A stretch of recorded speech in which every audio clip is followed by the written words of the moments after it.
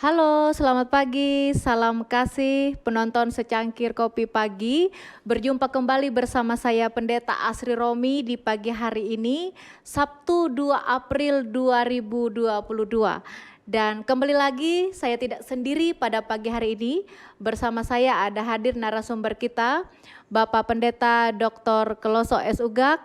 Selamat pagi Bapak. Selamat pagi. Apa kabar Pak? Baik, luar biasa. Sudah minum kopi pagi ini Pak? Sudah. Sudah pasti mantap. Semangat Bapak. Penuh semangat. Semangat karena kehadiran kita dinanti oleh penonton secangkir kopi pagi. Dan ini adalah episode yang kedua Betul. untuk acara secangkir kopi pagi. Baik penonton secangkir kopi pagi, tema kita pada pagi hari ini, kalau Yesus adalah Allah, mengapa harus mati? Dan demikian kita nanti akan bersama mendengar langsung pemaparan yang dibawakan oleh narasumber kita pada pagi hari ini.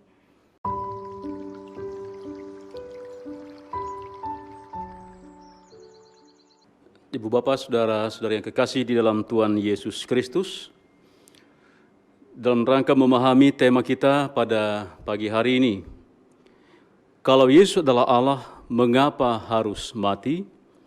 Saya bacakan sebagai titik berangkatnya ialah mengacu Injil Matius pasal yang ke-16, ayat 21 sampai yang ke-23.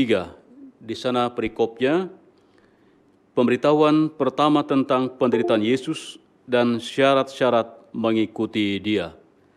Saya bacakan ayat 21 sampai 23.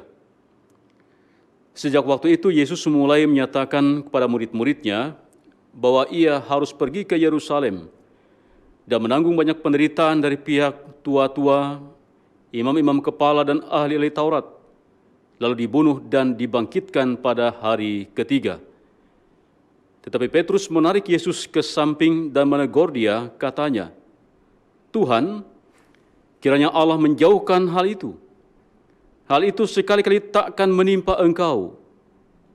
Maka Yesus berpaling dan berkata kepada Petrus, "Enyala iblis, engkau suatu batu sandungan bagiku, sebab engkau bukan memikirkan apa yang dipikirkan Allah, melainkan apa yang dipikirkan manusia."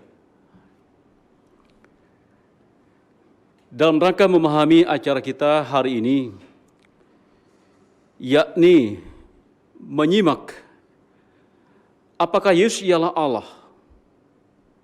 Dan kalau ia adalah Allah, mengapa harus mati dalam rangka karya penyelamatan? Pertama-tama kita akan lihat mengacu penegasan di dalam Injil Matius pasal 16 tadi, sekaligus kita didukung oleh sejumlah ayat lainnya, misalnya mengacu pada Kejadian pasal 3, dan juga nanti mengacu Yohanes pasal 1. Sepintas kita melihat di dalam Injil Matius tadi, di satu pihak Tuhan Yesus menegaskan bahwa ia akan mati. Tapi di pihak lain, Petrus menolak hal itu.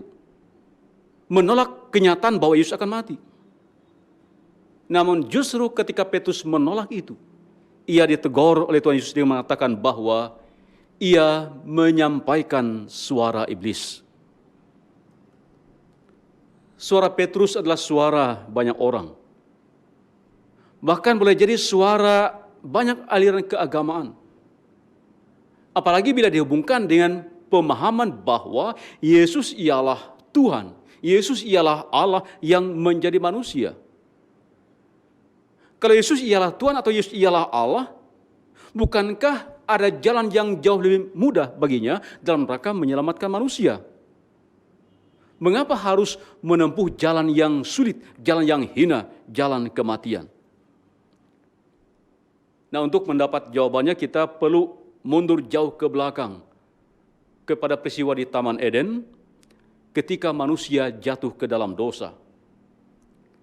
Di sana kita akan melihat apa itu dosa, apa akibat dari dosa itu, dan apa yang memungkinkan manusia agar diselamatkan dari dosa dan dari akibat-akibat dosa itu. Kejadian pasal 3 memberikan gambaran tentang peristiwa ketika manusia jatuh ke dalam dosa itu. Sebelum manusia berdosa, Allah telah mengingatkan kepada mereka bahwa akibat dosa adalah maut. Akibat dosa adalah kematian. Mengacu Injil Matius yang diungkapkan tadi, perihal dosa, dan khususnya lagi mengacu Kejadian pasal 3, ada sejumlah akibat dari dosa itu. Yang pertama ialah putusnya atau rusaknya hubungan antara manusia dengan Allah. Hal ini tampak dalam kenyataan bahwa ketika manusia berdosa, manusia menjauh, manusia menyembunyikan diri dari hadapan Allah. Akibat yang kedua ialah rusaknya, putusnya hubungan antara manusia dan sesama. Hal ini tampak pada relasi antara Adam dan Hawa yang saling menyalahkan, saling menjatuhkan, dan nanti tampak pada anak mereka, Kain membunuh Habel. Akibat yang ketiga ialah rusaknya hubungan antara manusia dengan lingkungan hidup. Kalau sebelumnya alam menyediakan segala yang manusia perlukan, manusia tinggal terima. Sejak manusia jatuh ke dalam dosa, maka untuk mendapatkan makanan, minuman dari alam itu, manusia harus berjerih lelah, manusia harus berpeluh. Dan akibat yang keempat, yang paling fatal dari semua itu, ialah putusnya hubungan antara manusia dengan sorga, atau dengan hidup yang kekal, berupa kematian kekal. Nah, ini sejumlah akibat dosa yang tampak dalam kisah Kejadian pasal 3. Kalau demikian keadaan manusia yang berdosa itu, lalu bagaimana mungkin agar manusia yang berdosa itu bisa diselamatkan dari dosa dan dari akibat-akibat dosa yang ada? Kita bisa melihat juga masih mengacu pada Kejadian pasal 3. Ada sejumlah penegasan di sana untuk menjelaskan apa yang memungkinkan manusia itu bisa diselamatkan dari dosa dan dari akibat-akibat dosa itu. Pertama ialah ketika manusia jatuh ke dalam dosa, manusia menjauh dari Allah. Ini hendak mengatakan bahwa yang memungkinkan manusia itu selamat bukan dari upaya manusia. Untunglah ketika manusia menjauh bersembunyi dari Allah, Allah justru yang datang mencari dan mendekat. Ini bukti pertama. Bukti keduanya ialah ketika manusia yang berdosa tadi, mereka merasa malu atas ketelanjangan mereka.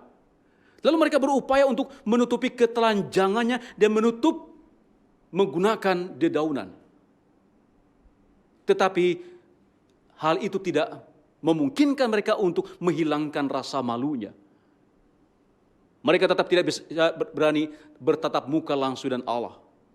Akibat rasa malu karena ketelanjangan itu. Nah, tindakan Allah dengan mengenakan pakaian dari kulit binatang, itulah kemudian mendasari mereka bisa bertatap muka berhadapan langsung dengan Allah.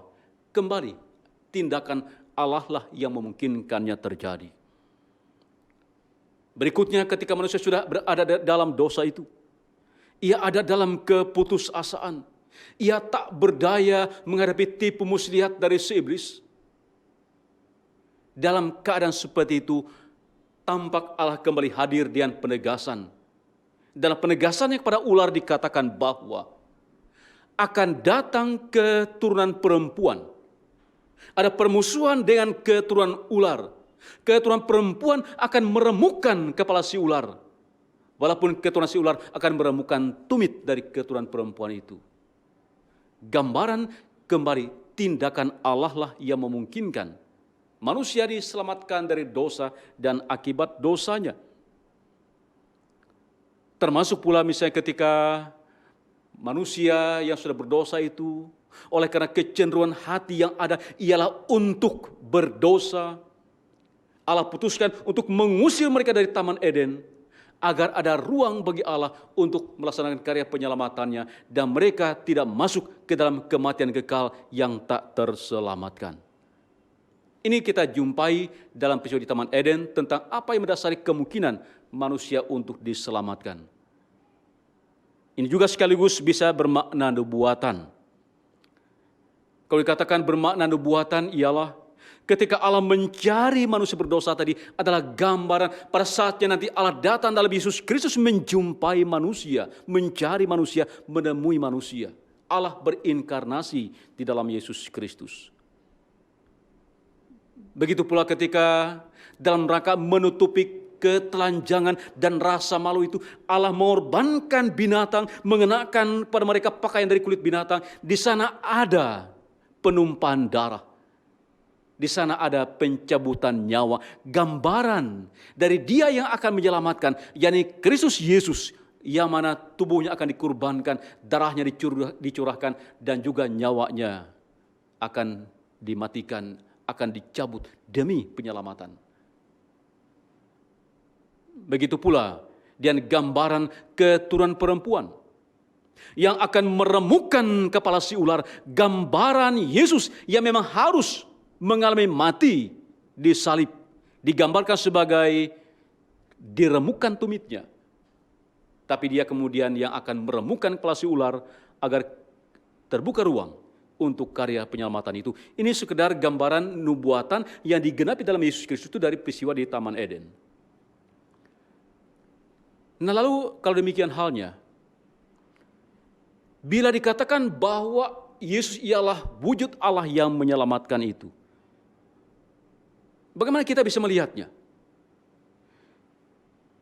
Sebagai nas pendukung lanjutan bisa kita lihat misalnya mengacu pada Injil Yohanes pasal 1 ayat 1 sampai dan ayatnya yang keempat. Saya bacakan saja ayat ini. Pada mulanya adalah firman, firman itu bersama-sama dengan Allah dan firman itu adalah Allah. Ia pada mulanya bersama-sama dengan Allah. Segala sesuatu dijadikan oleh Dia dan tanpa Dia tidak ada sesuatu pun yang telah jadi dari apa yang telah dijadikan. Dalam Dia ada hidup, dan hidup itu adalah terang manusia. Terang itu bercahaya di dalam kegelapan, dan kegelapan itu tidak menguasainya. Lalu ayat ke-14, firman itu telah menjadi manusia. Dalam Kejadian digambarkan bahwa Allah itu ialah Allah yang berfirman dalam rangka penciptaan. Dalam Yohanes ditegaskan dengan ungkapan firman atau logos ialah Allah yang menjadi manusia, itulah Yesus Kristus itu. Nah, kalau Yesus ialah wujud Allah yang menyatakan diri dalam rangka karya penyelamatan itu, mengapa harus melalui jalan salib? Mengapa harus melalui jalan kematian? Mengapa Yesus harus mati? Untuk itu kita kembali kepada apa yang diungkapkan dalam kitab Kejadian pasal 3 tadi. Di sana ditegaskan, firman Allah menegaskan bahwa akibat dosa adalah maut. Akibat dosa adalah kematian. Karena itu maka setiap upaya untuk menyelamatkan manusia dari dosa dan akibat dosa itu harus dengan jalan mengalami kematian itu. Sehingga ketika Yesus yang adalah wujud Allah menjadi manusia hendak menyelamatkan manusia dari dosa dan akibat dosa, maka Ia harus mengalami kematian. Allah yang digambarkan dalam Alkitab bukanlah Allah yang pelin-pelan, melainkan Allah yang dapat dipercaya, Allah yang konsisten dengan firman-Nya. Karena itu maka bukti bahwa Yesus benar ialah Allah yang menjadi manusia, Allah yang menyelamatkan, ialah Dia harus mengalami kematian. Nah, disinilah makna yang sedemikian penting, yang amat dalam ketika tadi dalam percakapan antara Tuhan Yesus dengan Petrus. Ketika Petrus menghendaki agar jangan sampai Yesus mati, maka Yesus pun menegaskan kepada Petrus, "Enyalah iblis, engkau suatu batu sandungan bagiku, sebab engkau bukan memikirkan apa yang dipikirkan Allah, melainkan apa yang dipikirkan manusia." Kalau mengacu pikiran Petrus, gagallah karya penyelamatan itu. Karena memang jalan keselamatan harus melalui kematian, yang dalam hal ini Yesus, Allah yang menjadi manusia, yang mengalaminya. Demikian paparan kita untuk memahami tema kita hari ini. Kalau Yesus adalah Allah, mengapa harus mati?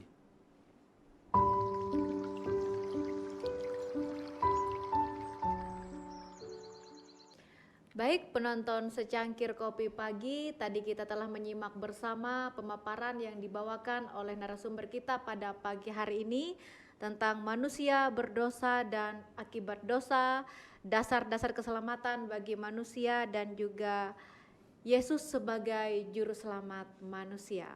Baik, Bapak Pendeta, terima kasih. Tadi sudah menyampaikan pemaparan untuk kita bersama. Dan kalau kita kembali mundur ke belakang, berdasarkan kitab Kejadian, Pak Pendeta, dari pengalaman di Taman Eden, di sana bukankah banyak pihak lain penyebab untuk mendukung terjadinya dosa itu sendiri? Situasinya, ada ular juga di sana, tidak hanya ada manusia pertama, tidak ada hanya Adam dan Hawa, tapi kemudian kenapa dalam hal ini, dalam hal keberdosaan, manusia yang disalahkan seperti itu? Iya, memang kalau kita melihat pada peristiwa di sekitar kejatuhan manusia ke dalam dosa di Taman Eden, ada banyak hal yang mengitarinya. Ada banyak hal pula yang mungkin bisa menjadi pihak yang disalahkan. Lingkungannya, karena ada buah pohon yang dilarang untuk dimakan. Ada ular yang menjadi penggoda. Bahkan mungkin juga Allah. Mungkin juga Allah termasuk pihak yang bisa disalahkan. Misalnya ada juga yang mengatakan bahwa kalau memang Allah itu maha kasih, Allah itu maha kuasa, bukankah dia tahu bahwa manusia itu lemah dan bisa berdosa? Dan macam-macam hal lainnya yang mendukung untuk mencoba mencari penyebab manusia berdosa itu pada pihak lain. Tapi kisah kejatuhan manusia ke dalam dosa di Taman Eden itu, ia tidak berbicara tentang apa atau seperti apa asal-usul dosa. Yang ditekankan itu ialah siapa yang paling bertanggung jawab atas adanya dosa itu. Katalah dihubungkan misalnya dengan ular. Ular di sini kan dia berperan sebagai penggoda. Penggoda manusia dengan macam-macam bujukan, bahkan sampai mengatakan kalau manusia memakan buah pohon itu, manusia akan menjadi seperti Allah. Ular pada posisi sebagai penggoda. Nah, manusia ketika pada posisi ia digoda, ia belum berdosa. Nah, manusia menjadi berdosa ketika ia tergoda. Nah, sekarang ialah siapa yang memutuskan berpindah dari posisi digoda ke tergoda. Yang memutuskannya adalah manusia, bukan konteksnya, bukan lingkungannya, bukan hal yang lain. Itulah sebabnya maka manusialah pihak yang paling bertanggung jawab atas dosa itu. Berarti ini sehubungan dengan keputusan, Pak ya? Betul. Keputusan yang diambil oleh manusia itu sendiri untuk mau digoda. Ya. Dan ketika terjatuh karena digoda, maka manusia juga harus bertanggung jawab. Betul. Atas keputusan yang manusia itu sendiri putuskan, yang manusia itu ambil sendiri seperti itu ya. Ya. Jadi pada mulanya manusia punya peluang untuk tidak berdosa. Tetapi manusia memutuskan untuk menjadi berdosa. Itu sebabnya maka manusia yang paling bertanggung jawab atas dosa yang dilakukan bukan pihak lain di luar, di sekitar dirinya. Baik Bapak, artinya keputusan-keputusan yang diambil itu yang dipertanggungjawabkan. Ya, betul. Memang lingkungan, situasi sepertinya sangat mendukung dalam hal ini. Tetapi kembali lagi bahwa manusia berperan penting ketika memutuskan keputusan apa yang diambil saat itu. Ya, betul. Dan itu memang terus terjadi sampai hari ini. Ia sekaligus juga menggambarkan bahwa kecenderungan manusia memang mencoba mencari kesalahan pihak lain ya. Melempar salah itu kepada pihak lain, itu kecenderungan manusia. Dan itu tergambar dari konteks yang ada itu. Tapi Alkitab menegaskan bahwa penyebab utama bukan pada konteks, bukan pada unsur luar, tapi dari dalam diri manusia. Oke. Dan dari gambaran yang Bapak paparkan tadi, Nampak bahwa kemungkinan manusia untuk diselamatkan ini hanya semata-mata karena dasar dari anugerah Allah itu sendiri. Jadi kemudian bukankah ini bisa saja membawa pemahaman bahwa penyelamatan Allah ini terlihat murah atau bahkan murah meriah karena ini anugerah, seperti itu Pak. Ya, memang kadang dipahami begitu, oleh karena dasar pemahaman yang salah tentang konsep anugerah, manusia diselamatkan karena anugerah, betapa murahnya. Yang penting percaya manusia diselamatkan. Tapi mari kita lihat pada bagaimana peristiwa penyelamatan itu. Sejak kasus Taman Eden itu sudah kelihatan betapa beratnya akibat dari dosa itu. Dan ketika Allah bertindak dalam Yesus Kristus, kita bisa melihat betapa beratnya apa yang harus dialami demi penyelamatan itu. Ada penderitaan, ada tubuh yang dikorbankan, ada darah yang dicurahkan, bahkan ada nyawa yang tercabut. Tidak tanggung-tanggung nyawa anak manusia. Inilah proses yang mendasari penyelamatan itu. Nah, dengan dasar itu kemudian Allah memberikan keselamatan kepada manusia. Sehingga betapa mahal dan betapa berharganya penyelamatan itu, bukan barang yang murah. Harganya tak terbandingkan dengan apapun yang bisa manusia hargakan di dalam dunia ini. Jadi kalau mau dibayar dengan apapun seperti itu Pak Allah, tidak akan pernah mampu manusia bayar anugerah keselamatan dengan pengorbanan. Betul. Iya betul. Tidak ada apapun yang dunia bisa sediakan yang memungkinkan manusia membayar penyelamatan yang Allah anugerahkan dalam Yesus Kristus itu. Jadi sangat jauh dari kesan murah, apalagi murah meriah. Betul. Tapi sangat-sangat berharganya manusia itu Pak ya. Demikian. Oke. Dan kalau kita melihat dari karya penyelamatan Allah Pak, salah satu dari figur murid Yesus yang sepertinya punya andil besar dalam kematian Yesus itu adalah Yudas. Dan tentunya penonton secangkir kopi pasti tahu cerita kisah tentang murid Yesus Yudas ini. Kalau karya penyelamatan ini memang harus melalui kematian Pak. Bukankah semestinya kita bersyukur atau beruntung dengan adanya Yudas, karena konteksnya sepertinya Yudas ini membuka jalan untuk kematian, untuk terjadinya karya penyelamatan itu sendiri. Ya, memang secara sepintas kilas kita bisa mendapatkan kesan, kalau toh Yesus memang harus mati, lalu kemudian Yudas berperan dalam rangka kematian, bukankah kita bersyukur? Untung ada Yudas. Dengan adanya Yudas, maka karya penyelamatan Allah melalui kematian Yesus itu bisa berjalan. Itu logika yang mungkin sangat gampang kita bangun. Tetapi mengacu penegasan kitab suci yang mengatakan bahwa Yudas adalah seorang pengkhianat. Tetap tindakannya adalah sebuah tindakan dosa. Dan kita tidak bisa mengatakan bahwa untung ada Yudas. Benar, tetap akan ada yang mengkhianati Yesus dalam rangka kematian itu. Ada tindakan dosa dalam rangka kematian Yesus. Tapi tidak bisa kita katakan bahwa untung ada Yudas. Kalaupun Yudas tidak ada, maka akan ada figur lain pengganti Yudas yang tetap bertindak khianat, berbuat dosa dalam rangka kematian itu. Sehingga kita tidak bisa mengatakan bahwa untung ada Yudas, bersyukur ada Yudas, sehingga melihat secara positif peran Yudas itu, tindakan dan peran Yudas tetap adalah dosa yang dikatakan sebagai sebuah pengkhianatan. Karena itu maka kita tempatkan dalam pemikiran bahwa Allah bisa menggunakan siapapun dalam rangka karya penyelamatan, termasuk pihak yang akan menjadi pengkhianat dalam rangka memungkinkan karya penyelamatan itu bisa berjalan. Jadi tidak bisa kita katakan untung ada Yudas.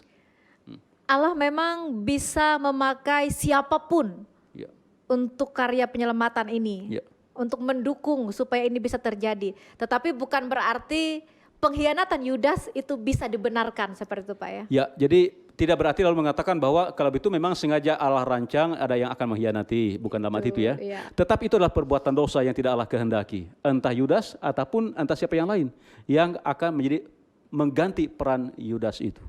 Iya. Dan kalau kemudian kita kembali ke penyalipan, Ya. ketika Yesus disalib dan ia mati, dan tampak sekali dalam penyalipan itu memang dia merasa, Yesus merasa memang kesakitan seperti itu Ya. Pak ya. Jadi apakah saat Yesus mati di kayu salib, kealahannya itu juga ikut mati di kayu salib? Ya, ini persoalan yang memang sangat serius. Karena ia juga bisa menjadi bagian dari alat dalam rangka menggugat. Apakah benar Yesus adalah Allah? Apakah mungkin Allah itu mati? Jadi jawabannya sangat bergantung pada bagaimana kita memahami makna kata mati itu.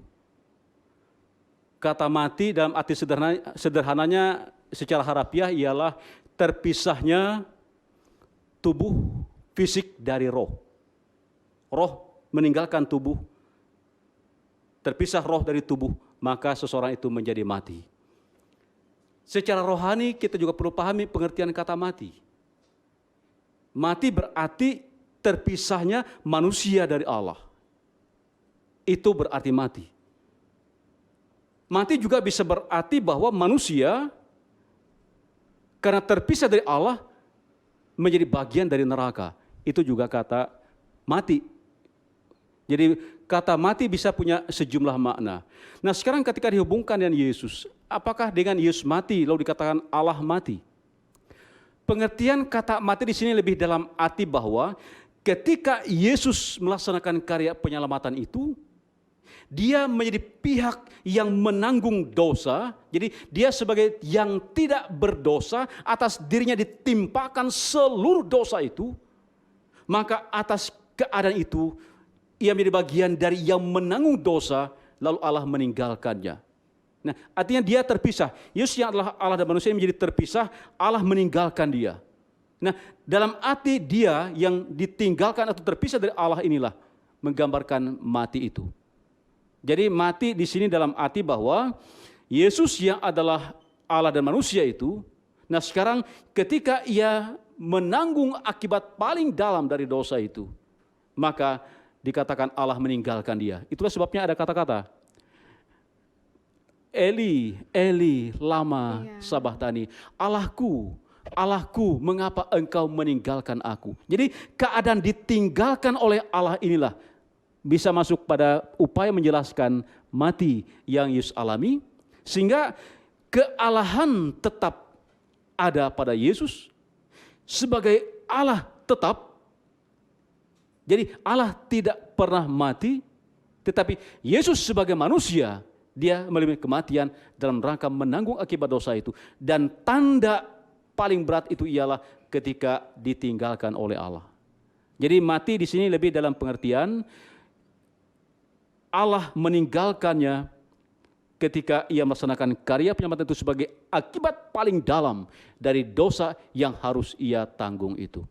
Jadi sangat penting untuk kita memahami makna dari kematian itu sendiri Pak ya. Ya. Supaya kita lebih memahami peristiwa kematian di kayu salib seperti itu. Ya, jadi dari segi mati ya benar, Yesus sebagai manusia mati seperti halnya manusia yang lain. Artinya ya di sana ada jasadnya, ada tubuh jasmaninya, ya dikuburkan dan seterusnya. Tetapi dari segi kealahan tetap Yesus ialah Allah itu sendiri. Jadi kealahan itu tidak pernah mati. Iya Bapak. Dan kemudian ketika juga dikatakan bahwa keselamatan itu didapatkan oleh manusia semata-mata. Semata-mata hanya karena anugerah Allah. Bukan karena kelayakan manusia, tetapi karena anugerah. Jadi apakah perbuatan baik yang dilakukan manusia itu tidak ada maknanya sama sekali? Ya, di sini kita masalah posisi ya, masalah posisi. Jadi kita memahami bahwa dasar yang memungkinkan manusia diselamatkan itu ialah perbuatan Allah, ialah tindakan Allah. Allah bertindak, Kemudian atas dasar tindakan Allah itu manusia menyambut dan menerima dengan iman, dengan percaya. Atas dasar itu kemudian manusia diselamatkan. Lalu di mana letak berbagai potensi termasuk perbuatan baik itu? Ia adalah gambaran syukur, gambaran terima kasih, respons dari manusia yang sudah menerima anugerah penyelamatan tadi itu. Sehingga peran perbuatan baik dan hal-hal baik dari pihak manusia bukan supaya diselamatkan, tetapi tanda bukti sebagai orang yang sudah Allah selamatkan oleh anugerahnya dalam Yesus Kristus. Jadi ketika manusia melakukan kebaikan dalam kehidupannya, ini bisa diartikan sebagai ungkapan rasa syukur manusia itu atas anugerah keselamatan yang sudah Allah nyatakan dalam kehidupan manusia, Ya, Pak ya. betul. Iya. Dan ketika berbicara lagi tentang penebusan dosa, apakah kemudian ketika dikatakan bahwa manusia sudah mendapatkan anugerah keselamatan, itu berarti manusia bebas melakukan apapun dalam kehidupan ini? Iya, sama halnya dengan perbuatan baik tadi ya. Manusia yang sudah Allah selamatkan dari dosa, tanda bukti ia sebagai orang yang diselamatkan ialah ia berupaya untuk hidup sebagai orang yang sudah diampuni dosanya, tidak dikuasai oleh dosa. Nah justru karena itu maka mestinya seperti halnya perbuatan baik yang perlu manusia terus wujudkan, manusia kembangkan sebagai bukti diselamatkan, maka perbuatan untuk tidak berdosa juga harus manusia lakukan sebagai upaya bersungguh-sungguh. Tanda bukti ia adalah orang yang sudah diselamatkan.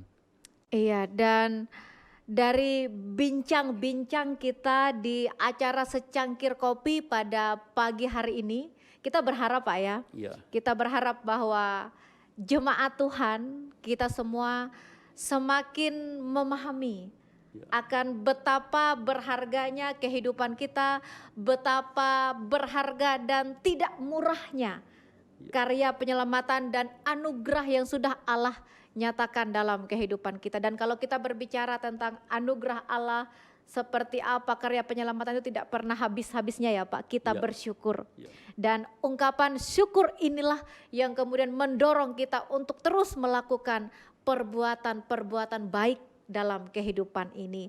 Baik Pak Pendeta, Ya. yang juga adalah narasumber pada pagi hari ini di acara Secangkir Kopi Pagi, dipersilahkan untuk menyampaikan closing statement untuk penonton Secangkir Kopi Pagi. Ya, terima kasih Ibu Bapak, saudara-saudari yang kekasih dalam Tuhan. Bersyukur bahwa hari ini kita kembali bertemu dalam rangka acara Secangkir Kopi Pagi ini. Kita berupaya memahami bahwa Allah dalam Yesus Kristus itu telah berkarya untuk menyelamatkan. Jalan paling berat yang harus Yesus tempuh itu ialah kematian. Dan Yesus mati termasuk bagian dari bukti bahwa sungguh benar Dia adalah Allah yang menyelamatkan. Namun demikian sekaligus juga poin yang cukup kritis harus kita dalami lebih lanjut ialah apakah berarti Allah mati? Hal ini harus kita pahami dari pengertian kata mati itu.